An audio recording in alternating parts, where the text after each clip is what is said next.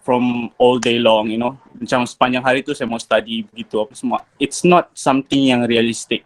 What I mean is by something yang realistic, contoh macam everyone set plan, okay saya mau habiskan tutorial maths dalam minggu ni, I mau habiskan tutorial chemistry dalam minggu ni. Itu bagi saya satu benda yang ineffective lah, sebab kita banyak kelas kan, kita banyak assessment and all that stuff. So instead of putting too much burden on yourself, macam you push yourself too hard, you have to set yourself a very realistic plan. Contohnya, instead of what you plan to, it's about how you plan it. Macam contoh saya, everyday apa yang saya buat ialah, saya akan plan, okay hari ni saya nak buat soalan chemistry only 5 gitu. So macam everyday saya akan buat 5 question instead of beating myself kasi tahu, okay I have to finish the whole tutorial in 1 week. I think that was macam a very high burden on yourself lah. So the first thing you have to realize is that you have to plan out your strategies realistically, not ideally. Ada orang macam dia study macam, okay hari ni dia study macam serious, gila-gila, study macam Dr. Amalina for this day. Tapi esok langsung dia tak study, which is something yang, it doesn't make sense. So yeah, you have to remember to plan your plan study to very realistic. Instead of what you want to achieve, it's about how you want to achieve. Begitu. Macam saya bilang, consistency is key lah. Macam kalau buat hari ni banyak, but tomorrow macam langsung tak ada buat, it's not going to result very great lah. You have to make sure that yourself is consistency. Even macam you only allocate, let's say that you only allocate macam 1 hour je untuk chemistry for today. But if you do it every day, that amount of time is going to macam bertambah, macam consistent every day, dia macam akan hasilkan satu result yang solid lah. Instead of you study hari ni banyak chemistry 10 hours, but tomorrow you don't do any chemistry at all. That is something you should change, I think. And then, what else I want to say? You also have to have a good emotional management. Sebab untuk batch kali ni, I think everyone macam mentally tired. I saw a lot of Twitter punya rant, orang macam complain dekat Twitter, which is we understood lah your struggle. Sebab compare to other batches kan, macam kita orang do physical classes, kita orang lagi banyak jumpa friends, we jumpa lecturer, tapi you macam you just hadap your devices all day long, which is quite mentally tired. So first of all, I think you need to have macam good emotion management lah. You have to think for the long run. Macam contohnya for me, when I was in matrix, what I did is I make sure that I call my mom every day in the morning just to ask how she is doing. Macam tanya buat apa hari ni. I just tell her macam hari ni banyak kelas. You have to have emotional recharge begitu. So because having a very good emotional support ni akan make you very strong for the long run begitu. So you need to have a very strong emotional support lah, terutama dalam kelas online ni kan, it's very hard to meet anyone. We understand the restriction and we can only move in our own capacity, a very limited capacity I must say. Tapi please stay connected with person who feel like sunshine, for your emotional management. Would Vivi like to add? Okay, before I go. I think kita bagi dengan Vivi kan, mungkin Vivi dah ready dah tu, mau share something. Okay, so before we go to Vivi, tapi apa ni? Ada dua benda yang menarik perhatian kita. I think it's a very good tip daripada Aiman tadi. You have to be consistent. It's not about ramai yang bagi tahu you have to study smart, not hard. Tapi bagi saya, you have to study smart and hard. Smart tu maksudnya you have to plan out macam yang Aiman bagi tahu tadi. Instead you belajar, like the whole day is chemistry or the whole day atau the whole week is mathematics. Why not you bagi-bagi dia? Okay, masoalan kimia, di masoalan matematik, di masoalan biology. By doing that, you are tricking your brain, not to get bored. So when your brain is telling you that you are not getting bored, so perhaps you will be having even more consistent tu lagi okay lah. So itu maksudnya study smart, bukan study smart tu yang macam study sikit smartly then you rehat-rehat tu, itu actually misconception lah. So that's a very good point. Try to find a way that works for you.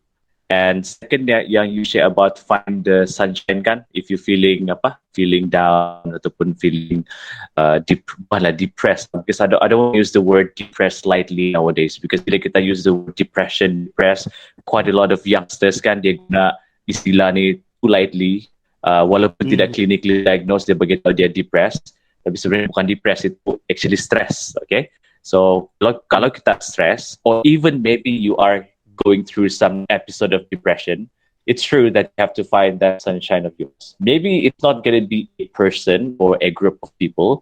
Maybe that sunshine can be an object, perhaps. Okay, a book, maybe. Maybe doing some workouts ataupun other things lah. So that's a very good point. So two very good points from you lah. And what about Vivi? Macam mana pula Vivi? Kita dengar pula Vivi. Maybe ni punya strategi tu berlainan sikit kan? Vi, are you ready? Maybe, yes. Okay, Assalamualaikum and selamat petang semua. Saya Vivi, boleh panggil Vivi lah. Macam sebayaran perkenalkan tadi. And then sekarang saya... Assalamualaikum Dr. Vivi kan? InsyaAllah. Amin. Sekarang saya masih lagi dalam SEM 1 perubatan ataupun typically orang akan panggil medik lah. Sekarang dah saya di UMS dan mungkin esok saya akan habiskan saya punya final SEM 1. Actually this week saya ada final and then esok is the last paper, Viva. So esok maybe I can say that it is the last day of my SEM 1 lah. And kami ada cuti SEM. Okay, so for matrix, saya rasa matrix formula matrix dia memenatkan sebab satu kelas dia dari pagi 7.30 sampai jam 4.30 jam 5 begitu, and then malam dia kadang-kadang kita ada PKA macam PKA lah, macam PKA Chemis, Bio, Maths gitu. And then first thing yang saya rasa bila saya masuk matrix tu kan, itu first time saya berjauhan with my family, because previously during my high school and sekolah rendah, saya tidak tinggal di asrama. So it is my first experience berada di asrama, and it is a bit awkward bila jumpa dengan new friends and new roommate. And itulah antara yang saya rasa salah satu cabaran saya masa saya masuk matrix. And then satu lagi, previously saya merupakan seorang mantan JPP, mantan Exco Perhubungan Luar 2, dan saya rasa macam saya kena bijak. Saya ada struggling dengan saya punya cara manage masa, sebab saya perlu study dan saya perlu juga buat kerja-kerja yang JPP perlu buat. So itu satu. Dan saya masuk medik, saya tidak dapat 4 flat dan saya pun band 4, tapi macam mana? Saya mau share yang masuk medik ni kan tidak semestinya kau kena 4 flat and then kau dapat band 5, band 6 gitu kau akan masuk medik. Dia macam kau masuk medik ni kalau kau pas dia punya minimum requirement and then kau akan ada IV. So yang time IV tu yang akan tentukan kau masuk ke tidak tu medic courses. Sebab sometimes ada juga certain kawan-kawan saya juga dia 4 flat and then dia dapat macam band 5, band 6 gitu muat dia, tapi she or he failed the interview session, so dia tidak dapat masuk medik lah. So it is not like that. Macam orang cakap kalau kau punya SPM tidak straight A, you tidak boleh masuk medik. Begitulah. Yeah, I think that's all from me. Yeah, because a bit of information to everyone. Apa yang Vivi share itu, it's a very important piece of information for those yang mau ambil medik di Malaysia. Okay, yang Malaysia, tidak semestinya you dapat 4 flat ataupun punya muat itu tinggi, you akan confirm dapat medik atau farmasi atau pergigian. Tidak. Like what Vivi said just now, kamu akan melalui satu fasa interview lagi. Dan interview dia tu dia bukan soalan yang macam soalan interview biasa kan Vivi. Dia hanya pasal Yeah. related to medic kan. Yes, and ada role play station juga. Yes, so dia macam tu sudah. Kalau zaman dulu, let's say lah, zaman saya lah, even zaman saya masih okay lagi. Tapi tahun 2008 dan sampai 2013-14 macam tu lah. You have to get POFLET, then you can go for medic automatically. Tapi all the university they realize kalau kita ambil FOFLET ni bulat-bulat ambil FOFLET ni tidak interview lagi pun masalah sebab tidak semestinya dia tu made for medic kan. So maksudnya orang yang buat medik sekarang ni sudah memang terpilih sebab dia betul-betul berfikiran medik lah. So soalan saya untuk Vivi lah, dulu masa di metrik ni macam mana kawan yang pilih? Adakah kawan itu penting dalam you punya kehidupan sebagai seorang pelajar di KM dulu? Kalau saya jadi yang ekstrovert dan saya sangat suka bercakap. Jadi saya sangat perlukan kawan-kawan. And then lagipun kalau ada kawan-kawan kan, kalau saya jadi kalau saya buat latihan dalam apa-apa subjek lah. Kalau saya tidak tahu, saya akan refer kawan dulu. Baru saya akan pergi refer lecturer. So bila saya tanya kawan saya ajar saya, and then itu pun dapat help saya punya kawan untuk hafal lah apa yang dia belajar begitu. So I think kawan is important. And then satu lagi, kawan pun boleh jadi tempat like meluah gitu kalau stres ke apakah, and then they will be there to listen to your end lah gitu. I would shine juga macam me myself, saya dan kawan-kawan ramai yang macam dari sekolah yang sama, dari kelas yang sama, ramai-ramai ke metrik. Macam ada 17 of us pergi metrik. So macam saya tanya tadi, whether friends tu penting kan tak dekat metrik, I think it's very important. Firstly because you cannot go through things alone. Kena ada kawan sama-sama bah. Lepas tu kita ni bukan nak hasilkan satu orang pelajar cemerlang. Kita mau hasilkan ramai pelajar cemerlang. So it's important for you to strive together with your friend to get the excellence lah. Macam me and my friends pun, kita orang pun macam lepak juga, hang out juga di metrik. Tapi we make sure to make it macam occasionally. Maybe macam dalam satu sem tu we lepak three times gitu, thrice. Sebab penting untuk kita ada kawan supaya kita tak out of touch. It's important for us to macam measure our progress juga dari kawan-kawan. Bukan kita mau compete, tapi macam Vivi cakap, kita kena ada kawan untuk refer. Contoh macam saya sendiri, saya ada kawan partner study time metrik. Maksudnya I will do anything related to study dengan dia. Lepas tu macam I kenal pasti kawan-kawan. Contoh macam I have friend namanya Olivia, dia ni okay dalam chemistry. Saya ada friend namanya Afiq, dia ni macam okay dalam maths. So kita bukan nak judge kawan-kawan tau, bukan kita mau discriminate, oh dia ni lagi pandai dari this one or this one. Tapi memang ada certain friends dia memang better than us kan, dan maybe dorang the best in class in certain subject. So you have to make use of your friend lah. So you know where to go if you are macam blurry and something. So yeah, I think that's lah on friends.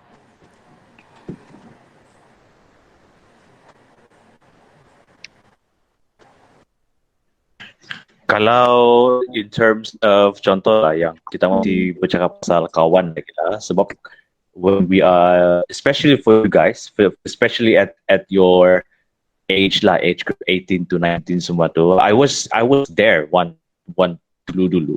So I know lah peer pressure tu agak tinggi. So macam mana you handle peer pressure? You know, kadang-kadang kawan tu dia bagi tahu, oh what about study kan? You don't have lah study kuat-kuat macam begini lah, relax lah kan. Lepas kadang-kadang kawan cuba pinggirkan kamu because you are, you know, kadang-kadang kita masuk ke metrik dengan sekumpulan kawan. Dan mungkin sekumpulan kawan ni fikiran dorang tu masih belum lagi serius dengan study. Lepas tu bila sudah serius dengan study, tiba-tiba rasa macam kau ni sudah menjauhkan diri dari dorang. So dorang macam pinggirkan kamu. Adakah benda-benda tu berlaku on you masa di metrik dulu? Ataupun any kind of peer pressure lah yang macam, you know, daripada kawan tu dia cuba untuk untuk mematahkan semangat kamu tu? Kalau ada, macam mana kamu hadapi situasi tu? Maybe Vivi.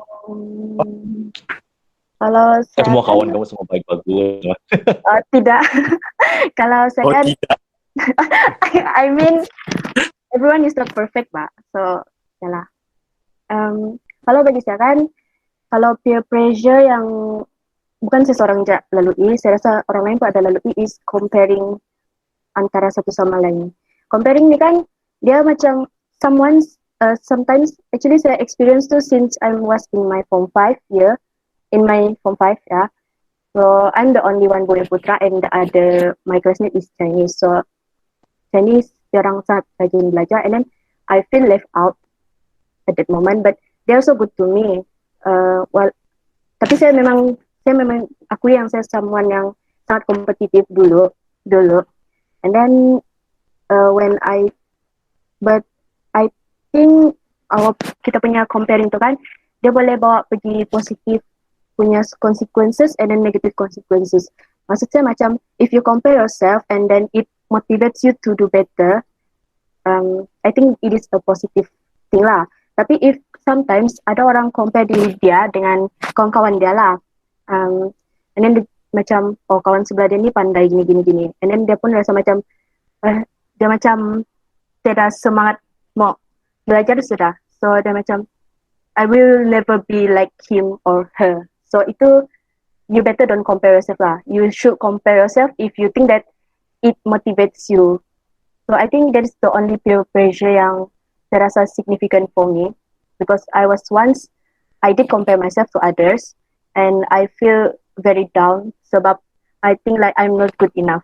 And then bila saya fikir balik, saya realize yang everyone ada dia punya kelebihan sendiri dan kelemahan sendiri. So doesn't mean that I don't semestinya macam saya tidak bagus dalam apa yang, contohlah saya tidak pandai dalam maths and then dia pandai dalam maths, but at least I know how to do chemistry contohnya, and I can teach him or her and then he or she can teach me again. So I think the only peer pressure that yang saya ada dulu ialah comparison lah between classmates gitu. But it depends on you how to tackle the comparison. Either you mau dia jadi positif ataupun you mau dia jadi negatif punya consequence. Yeah, I think that's a very good point from Vivi. Yeah, about like comparing yourself to others. When I was at your age juga, saya juga hadapi benda yang sama lah when I tried to compare myself to my friends, which was not a very good move, because apa yang saya cuba compare adalah orang yang memang sudah sedia pandai daripada SPM.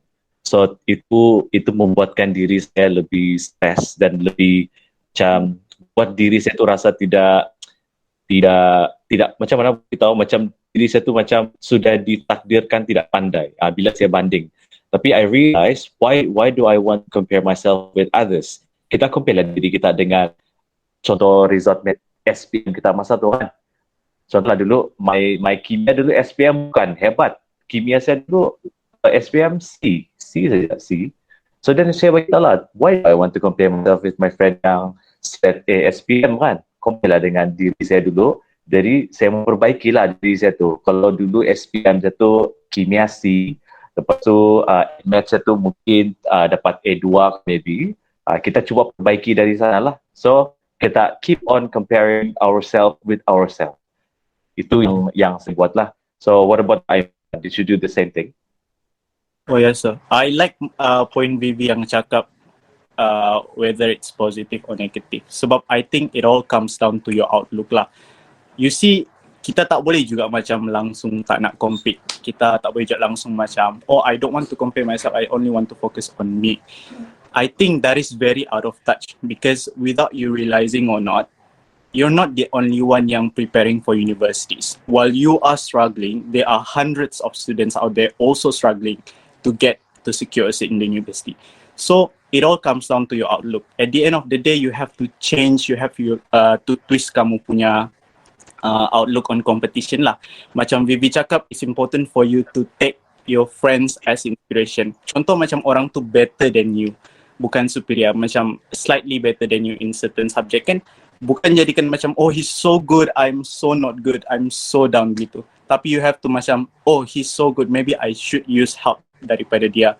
Maybe I should strive better to jadi macam dia. So jangan twist competition tu untuk jadi something yang negatif, tapi turn it as a major inspiration. Macam me myself juga, kelas saya BP29 banyak macam key player orang cakap, macam ramai student-student yang perform. So sometimes pun saya macam down, oh pandainya diorang macam sekali terus faham, tapi me I need to stay up sikit, I need to stay longer untuk faham things. So sometimes memang benda tu peer pressure lah, saya mengaku memang ada peer pressure, tapi at the end of the day it's not about comparing, sebab it's not reasonable ya for you to compare. Sebab contoh macam me and Vivi ada end goals dia tersendiri. Vivi want to end up in somewhere yang dia memang sudah plan. Macam me myself, I have my end goals, I know my big why. So it's not reasonable for you to compare because each person tu different. Lepas tu each person tu ada end goal masing-masing, dan just because it's a success for Vivi doesn't mean it's a good success for me. So you have to narrow down your outlook on your big whys, your own personal standard, your goals, rather than comparing yourself to someone else, because that's only going to bring negative effect lah, I think. Yeah, I think that's also a very good point. So instead of like comparing, bukan kita compare lah, kita try to build a connection with those people, dan kita cuba collaborate with those people. So instead of you want to compete, you want to kalahkan kawan kamu mungkin lagi pandai dalam maths atau biology atau dalam chemistry, why not you minta ajar dari dorang? So you have to lower down your ego lah. I think that's a huge problem with some students as well. When, especially for those yang mungkin dia pandai tapi belum yang terlalu pandai. So bila dia mau dia rasa kawan dia lebih pandai, so instead of bawa kawan dia tu belajar sama-sama, dia rasa dengki, lepas tu dia rasa macam dia mau jatuhkan kawan dia tu. So with that one, it's not good lah, because you're gonna build that negative thinking yang macam what you said just now. Okay, so I think those are very, very good point about inspiration, about comparing yourself. But instead of like saying that you want to compare, maybe you want to, look up to those person. Macam saya dulu masa student pun, saya cari orang yang pandai biologi, dan tanpa dengan silu tu minta ajar dorang, walaupun dorang tu saya tak kenal pun. Okay, zaman kami dulu lagi lah payah, tidak ada WhatsApp, tidak ada Telegram, tidak ada Google Meet. So the way we want to find out siapa yang pandai, we have to ask around. Okay, siapa yang pandai. So the effort is tripled during my time, because you need to know siapa yang pandai. Macam ni kita mau cari dia nombor telefon pun tidak ada dulu. So you have to really know how to find it lah. Dan zaman kita sekarang ni lagi senang. Okay, so technology is way better than before. So it's way easier for you to find connection lah, and to build connection with other people. Okay, it's already 8:36. Kita ada beberapa soalan di sini daripada Pedilia. Dia tanya macam mana atur masa tidur, masa di KN kalau dia mau konsisten. Adakah ia konsisten saja atau macam mana? So any tips, panel, Aiman, Vivi, how do you handle your time, especially masa tidur? Tidur ni penting kan? Tidur sangat penting. You cannot go your day without tidur lah. I would say I would make sure my sleep pattern tu betul-betul terjaga. Sebab believe it or not, our sleep pattern memang ada direct effect dengan our performance. So if you take so much time studying at night, burning the midnight oil sampai subuh, but you didn't get enough sleep, I think that's gonna condemn yourself juga at the end of the day. So apa yang saya make sure is that paling lewat pun saya akan stay up untuk study paling lewat dalam jam 12.30 begitu. So whether siap or not revision pada malam tu, whether siap or not task ataupun assignment, I will make sure to switch off lah. Sebab you have to remember, sometimes you cannot push yourself beyond limits juga. But you have to be wise lah, jangan langsung tidur memanjang apa. Memang saya akui ada certain nights you have to burn the midnight oil. Kena stay up sikit untuk faham certain topics. Kena berjaga sikit. Kena minum extra coffee sikit untuk belajar. Tapi At the end of the day, it's about moderation lah, and you have to be wise about it. Jangan langsung nak tidur lah.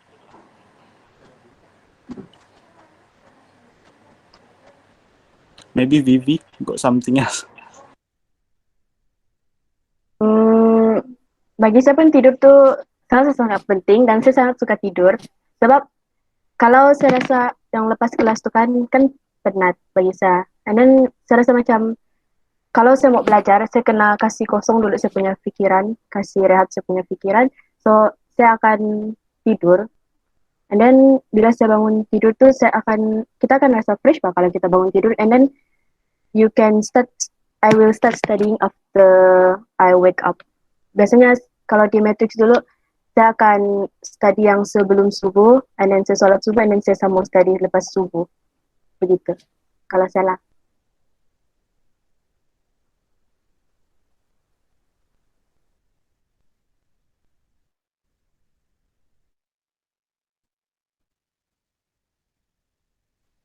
Berapa jam kamu tidur metric on average, Vivi, Aiman? 4 hours? 5 hours?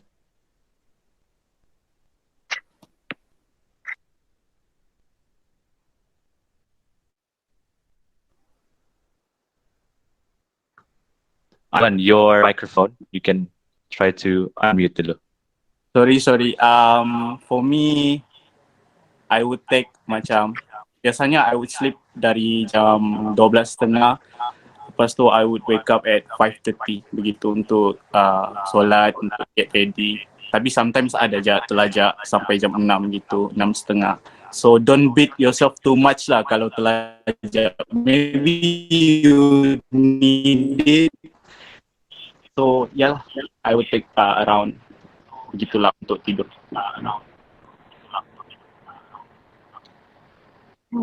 Vivi? Kalau saya kadang-kadang saya tidur sangat awal, mungkin lepas isyak dalam jam 8 gitu, 8.30 saya akan tidur. So saya bangun pagi kan. Ataupun kadang-kadang kalau saya perlu buat dulu homework yang perlu hantar, saya akan tidur paling lambat 10 hingga 11.30. And then kalau ada keperluan saya akan stay up sampai jam 12 gitu. So maybe 6 to 8 hours. Depends juga lah. So basically berbeza daripada satu individu kepada satu individu kan. So macam tidak sama lah. Macam kalau saya dulu when I was 5:06 kan, saya akan pergi dorm, saya tidur dulu. Saya tidur petang tu, bangun dalam pukul 7 malam, pukul 8 malam, turun pergi kafe makan, pukul 9 malam macam itu saya akan start study. Sampailah pukul 3 pagi, 4 pagi. Sebab dulu saya lain. Saya macam, saya sudah ketahui dengan budak tu, walaupun saya penat, saya akan terus stay up sampai pukul 5 pagi. I don't know why. That was me lah back then. But kalau budak tu, it's not good for you, don't do this, okay? Because I've done it before. But the point is over here, daripada yang Aiman dengan sharing Aiman dan juga Vivi, find your sweet time lah, you punya sweet spot of that time kan, when is the best time for you to go to bed, when is the best time for you to stay up, and so on. It's all coming down to your strategy and your planning. It's very difficult for you to tell which part of the day that it's going to be suitable for you to sleep and so on. Macam saya, dulu, even until now, I will try to curi masa untuk take a nap during the day. Because even saya sudah kerja, kadang-kadang saya tidur 2 pagi, 3 pagi, because ada banyak kerja kan. So we have to find a time for you to take some nap lah. So that's why I think it's very important for all of us, not only for the students, but even for me yang sudah kerja ni, we have to know when to take nap, okay? Power nap. Power nap is very powerful. So bagi yang belum tahu apa tu power nap, kamu boleh Google lah dulu macam ni kita mau cari power nap. Power nap bukan kita tidur 2 jam lah. Tak. Mungkin bila you rasa penat during the day, just gonna take about 15 minutes to 20 minutes and you will be energized. Okay, so power nap is very powerful actually. Dan itu juga saya buat masa saya student dulu di Matric. Saya instead of pergi jumpa kawan, bersembang di kafe, saya akan cari BT yang kosong, saya akan tidur sekejap. setengah jam macam tu, 20 minit macam gitu. It worked lah, it worked for me when I was a student. Okay, kita beralih pada soalan yang seterusnya, ada beberapa minit lagi. Akhirnya sini, is it okay to feel takut or risau in studying? What do you think, Aiman and Vivi? And how do you overcome it?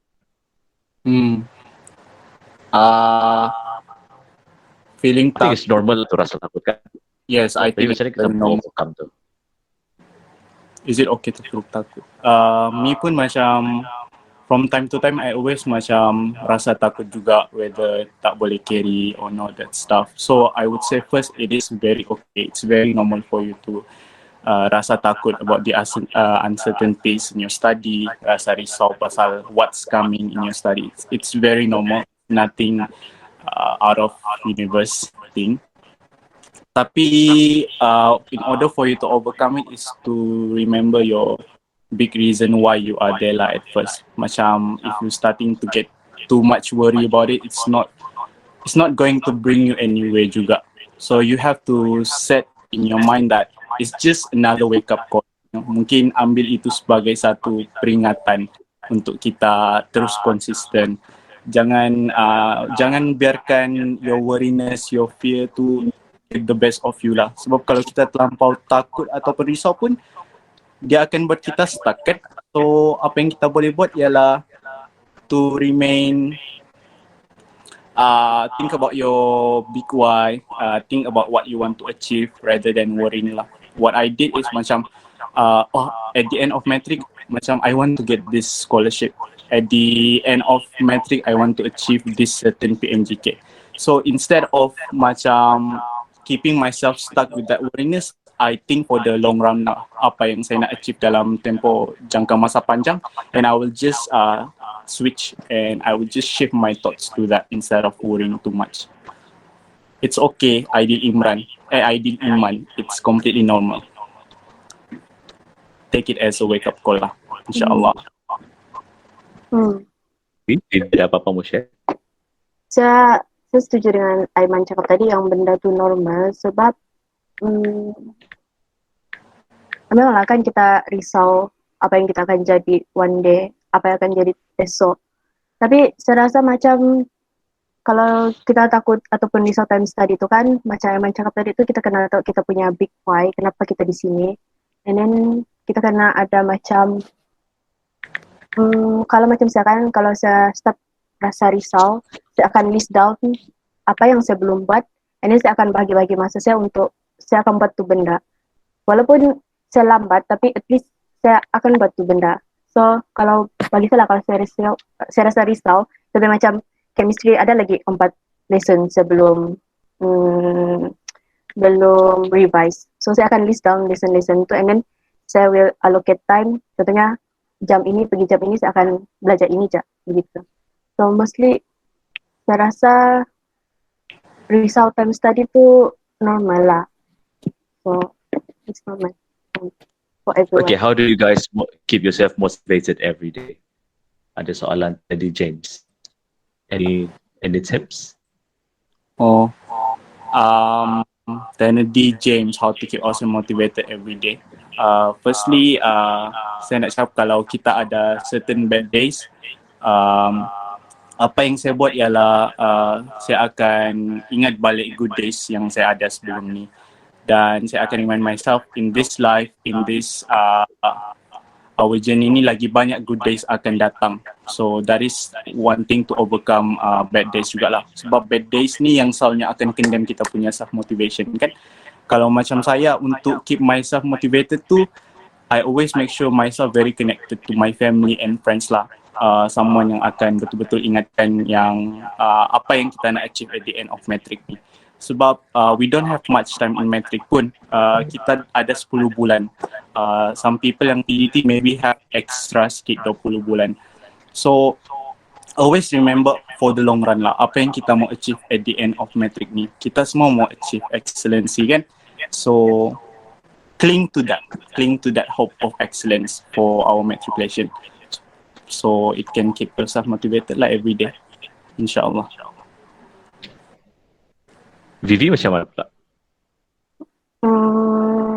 saya admit yang memang susah mau keep motivated every day.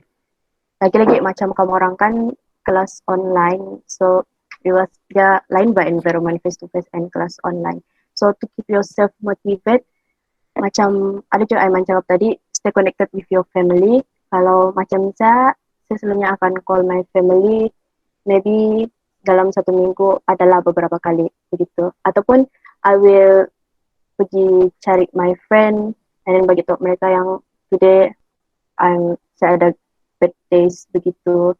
And then itulah, you need to have a friend ataupun a friend yang macam saya cakap tadi, always be there for you to listen to you. So bagi saya kalau saya sudah bagi tahu orang lain and then I think saya lega sudah. So I think that's all for me.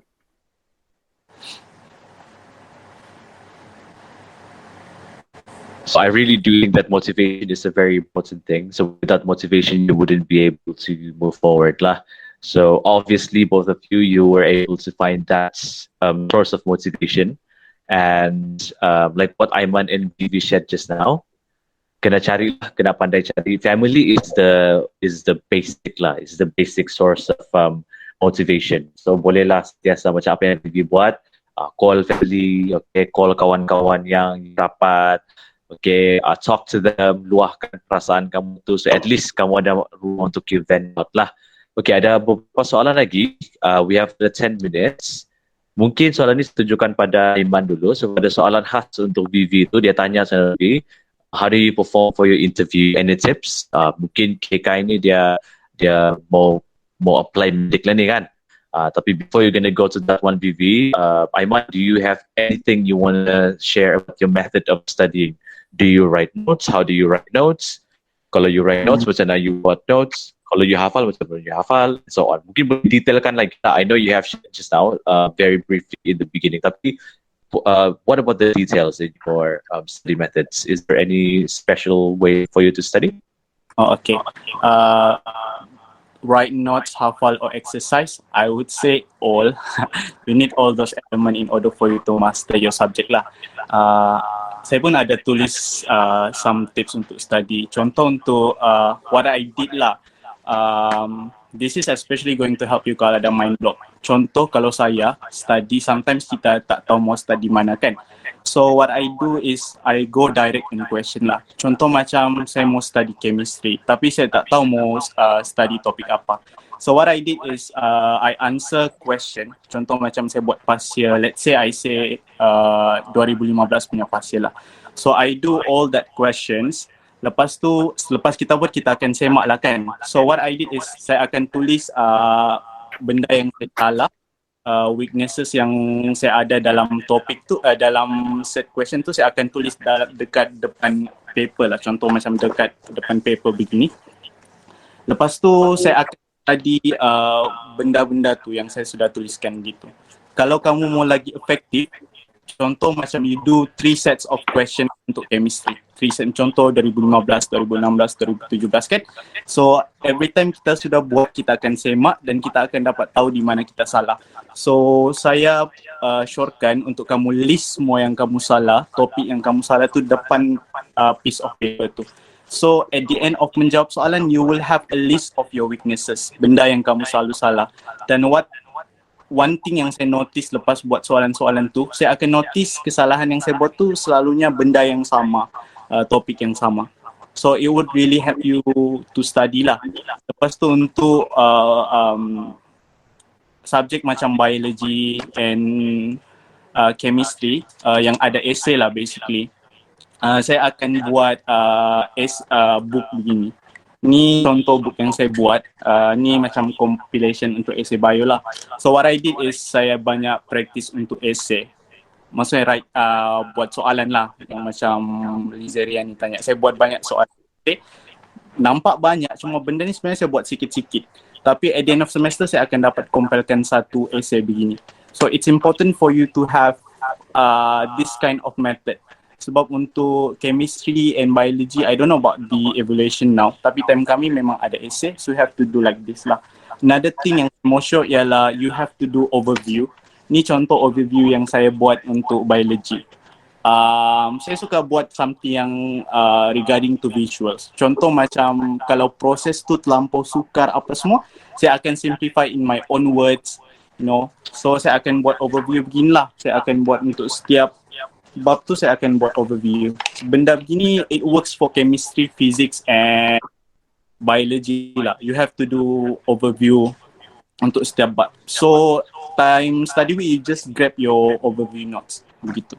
So untuk tip study I would say you have to hafal, tapi the inti is to do lots of exercises and you have to recognize your weakness. So at the end of the day you would be very ready to answer the exam. Okay, thank you Aiman for the very good set. Vivi, macam mana soalan tu? How do you perform in your interview for medic hari tu? Ada yang nak tahu? I believe quite a lot of them in here are they're interested to know interview medic tu. Any tips? Kalau macam saya kan mula-mula yang sebab mula-mula saya memang sangat nervous, so saya pergi reach out for help from lecturers and some friends, and then saya pun ada juga tanya Byron, and then saya kumpul semua, and then saya start to make a list what should I do. So macam first saya cari contoh-contoh soalan IB yang diorang selalu tanya, and then I try to answer it honestly, not based on Google punya jawapan. So from there, I think if you Google jawapan pun boleh juga, but if you jawab soalan tu very honest, and then you won't feel nervous sebab apa yang kau jawab tu memang dari kau sendiri, bukan dari kau search Google ke apa. So kalau untuk IB Medic, ya lain university lain dia punya interviews. Saya participate, saya ada ikut 2 interview, satu UMS dan satu Unimas, dan saya rasa macam memang sangat different antara 2 university tu. Macam UMS dia ikut station, ada 5 station gitu. Kalau tidak silap ada 2 role play yang mana kau perlu berlakon gitu-gitu. And then ada 3 lagi itu macam dia tanya typical question lah, what is your strength and weaknesses. And then kalau Unimas pula dia macam no role play, it is just 30-minute session where you akan macam bercakap dengan, you akan keep answering their question begitu. So to perform in IV, you need to be well prepared. Formula to be well prepared, and then yakin je, pergi je. Gitu. Okay, Kai. Yakin saja. Kita pergi saja. Begitu. Yeah. Okay. So I think apa yang Vivi bagi tahu tu it applicable for every interview. Like you have to be very prepared. And you have to know what are you preparing for, okay? Kamu tidak boleh prepare your diri for interview. Let's say you punya interview untuk medic kan, takkan you prepare diri kamu untuk interview yang general kan? You kena prepare diri kau, you need to know about what's going on in the medical fields. Macam mana nak cari dose yang tepat. Okay, apa isu-isu medik yang semasa, benda-benda yang macam tu kita perlu buat lah. So because if you don't know the fields, macam mana you want to convince the professors to take you in? Bila you don't know the field, maksudnya kamu tidak ada passion lah for the field. Okay? Every one of us, we have gone through this before. So, apa yang Vivi bagi tahu tu, actually the point is, you have to know what are you preparing for. Okay? Very, very well, you have to prepare yourself. Okay, so kita ada 3 minit lagi. So, kita kena, we try to finish it on the dot lah. Before we gonna end, maybe both of the panelists kamu boleh share lah sebab ada satu soalan ni. I think ini agak soalan higher order thinking skills juga lah. Maksudnya kita nak bantu orang yang masih belum tahu lagi arah tuju kehidupan dia tu. Ada soalan tadi. Mana ada soalan tadi? People who Celine Annette, okay? What is your opinion on people who still don't know what they want to be in the future? And are there any tips on finding their true passion? Okay, mungkin boleh share anything yang on your own experience pun boleh juga. I think I can start first on this. Selena, we have the same struggle. Yeah, we can try to make it. Okay. macam saya pun at first I have several struggles juga lah untuk find courses ni, especially sebelum saya dapat PPC. Saya juga dapat interview untuk buat law dekat UM and dentistry untuk USM. Tapi I didn't attend both sebab I was very keen on PPC lah. My tip is that you should find time, you have to sit down and you have to reflect apa benda yang you enjoy doing the most gitu. Macam me myself, I decide to pursue PPC because I think it is something that I can do and enjoy while doing it for a lifetime lah. And also another thing you have to think about is also about whether it's secure or not. Contoh macam saya pursue PPC pun sebab dia macam give securance on scholarship and job opportunities gitu. So there are several factor yang kamu kena ambil kira untuk finding your true passion. Tapi at the end of the day, it all comes down to what you really enjoy doing and what you wouldn't mind doing for a lifetime begitu. So take your time. You're not going to find the answer overnight. So yeah, I hope that you find your true passion lah, Selina. You can do it.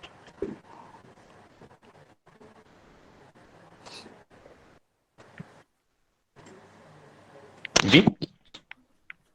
Any, Yalah dia penutupan Vivi. Dah bagi tahu macam mana kita nak cari our true passion. Because I think you have found your passion for now lah. Okay, in the future you have another struggle lagi untuk find to understand that even better. So, Vivi, any last few words? Kalau saya merupakan antara orang-orang yang dulu saya tidak tahu saya mau jadi apa.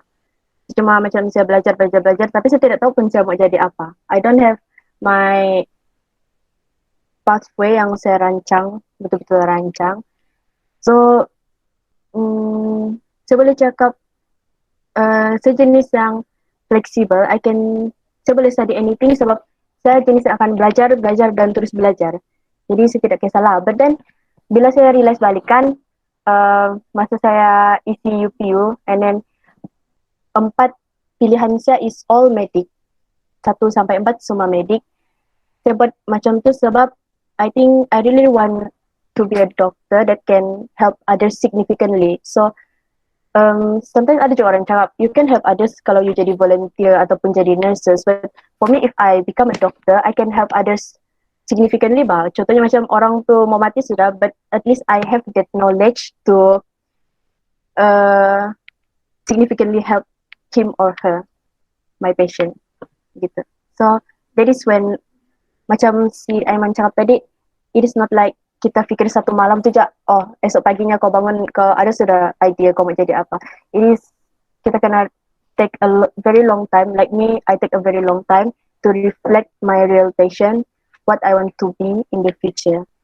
So, fikir-fikirlah dulu apa yang kau enjoy sangat-sangat. So, and then pursue your study in that bidang. That's all for me. Okay, thank you, Vivi. Sudah boleh bantu orang tu untuk hidup balik kan. So it's a very, very honest and straightforward way to put it that way lah. So that's good, because that's how you're gonna find your passion. Kan, you need to find what will be more impactful to others, to yourself lah. I think we have reached the end of the session. So before we're gonna end, I just want to say thank you very much to Aiman and Vivi lah sebab you are willing to be part of this program. So program ini saya mulakan because I think about all of this junior yang sedang menghadapi situasi yang begitu mencabar sekarang kan. So at least when you share about your stories, about the inspiration that you have got, you're gonna give them that, that motivation to move forward and to do whatever you have done before and to achieve greater things lah, like what you have done in your life. I really hope this is not going to be the last time for you to be with us. Maybe I'll be asking you guys again to be part of another talk session via maybe Zoom ataupun Webex in Indonesia with a different topic lah. So topik kali ini begitu santai. It's all about your success story. I think you have shared a lot of very useful stuff. Okay, useful stuff yang maybe your juniors ataupun other people taking for granted. Tapi bila it came from you, orang nampak yang, oh, orang buat benda ni, orang berjaya, oh, Vivi buat ni, oh, sekarang buat medik. Oh, Aiman buat benda ni, yang dulu saya ingat benda ni tidak berkesan, dan tengok, and now he's going to study at University of Sydney, and nanti akan balik, akan kerja pula menjadi pensyarah biologi di mana-mana matrik di Malaysia ni kan. So, things yang macam tu kadang-kadang kita fikir macam, oh, kenapa kita mau share benda ni begitu simple, tapi when it came from someone yang sudah berjaya, dia punya impact itu lain. Orang kenapa, oh, dia buat, maksudnya benda ni berkesan. So, I really appreciate that you have done that. We will, to those yang hadir pada Google Meet session hari ini, kita akan ada lagi session yang lain pada masa akan datang dengan panel yang berlainan. Panel yang akan datang itu masih rahsia lagi, tapi panel yang akan datang itu adalah orang yang hebat juga, sangat hebat orang dia.